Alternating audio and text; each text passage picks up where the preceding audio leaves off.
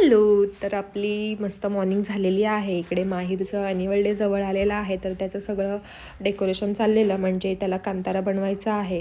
तर मग सकाळी उठले लवकर आणि मग गेले. नारळाच्या झाडाची झावळी हवी होती, तीसुद्धा कामाला येणार आहे आपल्या. तर मग नुसती झावळी कुठे आणायची, मग बाबांना बोलले की शाळासुद्धा पाडून द्या एक. तर त्यांनी एक पाडा पाडून दिला. घरी आल्यानंतर आंघोळ वगैरे केली छानपैकी. मस्त ग्लास भरून मस्त नारळाचं पाणी प्यायलं. छान फ्रेश वाटत होतं. घरचं आणि ताजं ते ताजं.